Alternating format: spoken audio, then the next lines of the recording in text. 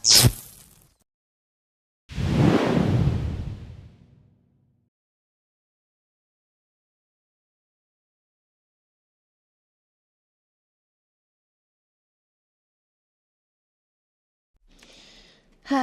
udah semester 5 ya, Dak. Udah lebih dari setengah perjalanan kita kuliah.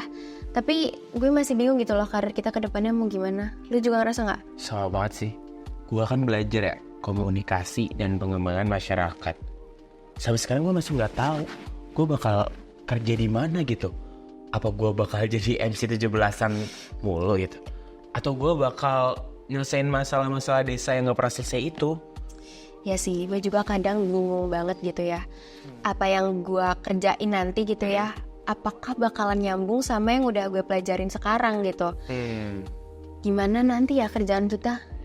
Coba lu bayangin ya, kalau misalkan kita kerja di sesuatu yang gak bikin kita happy gitu, kita terpressure di situ dan bahkan kita stres di situ. It's nightmare banget kan? Pasti. Dan outputnya juga gak bakal maksimal gak sih? Bener banget gitu.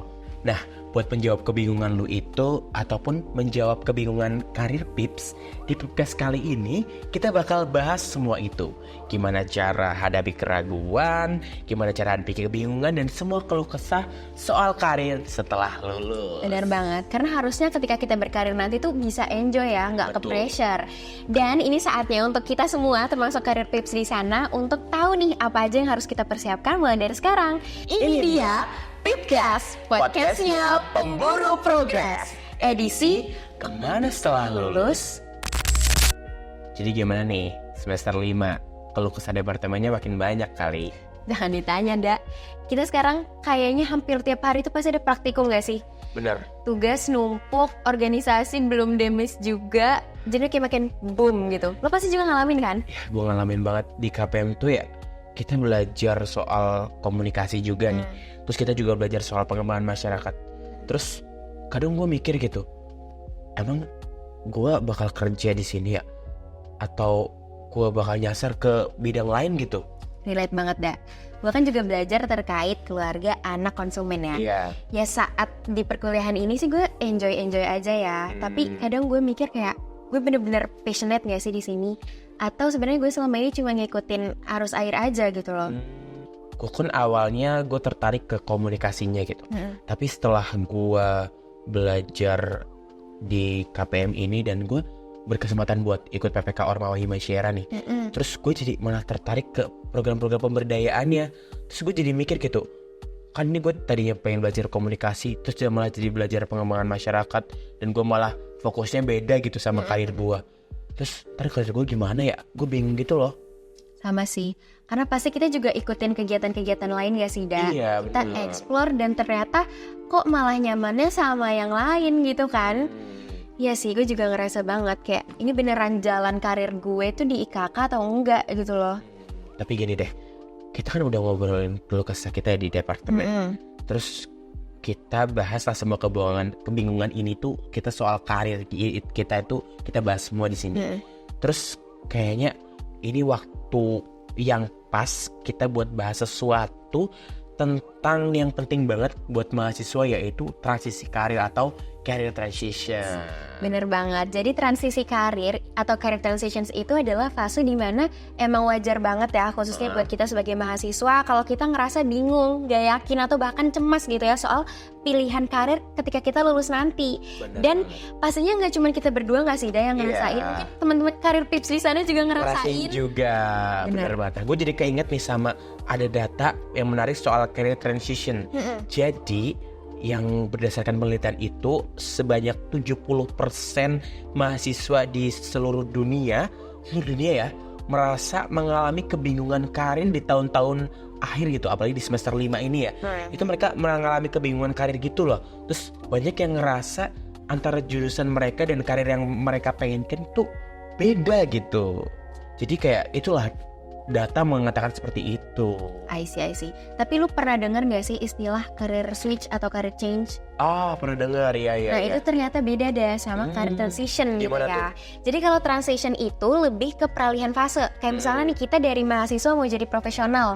Nah itu Jadi ada fase transisinya. Iya. Nah, tapi kalau misalnya career switch atau career change itu lebih drastis. Kayak misalnya pindah total gitu ya ke bidang yang sama sekali beda gitu dari sebelumnya. Misalkan mungkin kayak pas kemalangan COVID-19 yang kita gitu ya. Benar. Itu dari yang banyak pekerja-pekerja yang terkena PHK, akhirnya mereka beralih fungsi pekerjaan mungkin jadi ojek online dan segala macam, yang itu benar-benar switch gitu ya, bukan transition, bukan dari yang pekerja ke ojol. Itu kan salah satu yang mungkin bertolak belakang banget kan gitu. Bener. Jadi emang career transition tuh lebih umum ya, Da ya.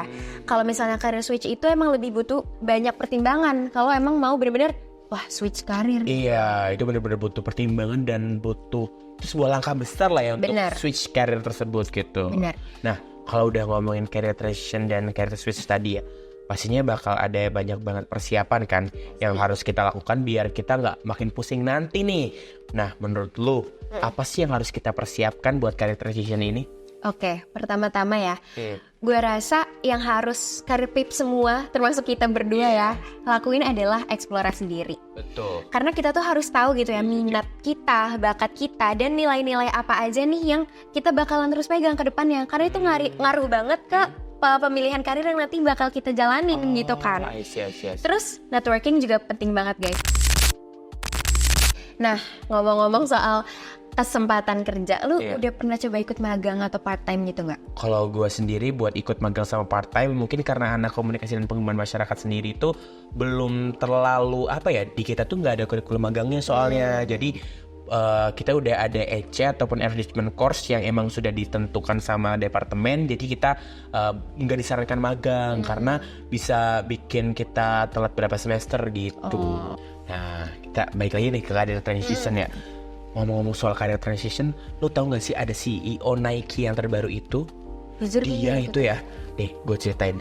Dia itu tadinya cuma anak magang di Nike, tapi sekarang dia tiba-tiba bisa jadi CEO Nike. Itu jadi kayak transition dia yang dari anak magang doang, jadi CEO ataupun pemilik saham Nike yang terbesarnya gitu. Gue bayangin kalau itu tuh bener-bener kewujud ataupun wujud asli ataupun keniscayaan bahwa career transition tuh ada. Itu tuh keren banget gitu. Nah, Saf, kalau gue simpulin dari obrolan kita kali ini ya, bahwa transisi karir itu nggak bisa kita hindarin gitu.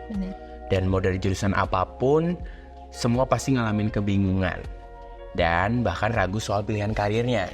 Tapi yang paling penting adalah kita udah punya skill dan pengalaman yang bisa jadi modal buat kita di masa depan. Yes, bener banget. Dan intinya adalah kita harus selalu siap untuk belajar lebih banyak, lebih fleksibel, dan berani untuk bereksperimen dengan jalan karir yang mungkin gak sesuai dengan ekspektasi awal kita. Betul. Ya, walaupun transisi ini kadang bikin kita stres, bikin bingung, tapi karir pip semuanya harus yakin bahwasanya career transition ini jadi kesempatan kita untuk berkembang. So, terima kasih banyak untuk Career Pips yang sudah menemani obrolan kita kali ini. Dan kalau kalian cari podcastnya Pemburu Progres, ingatnya Pipcast. See you.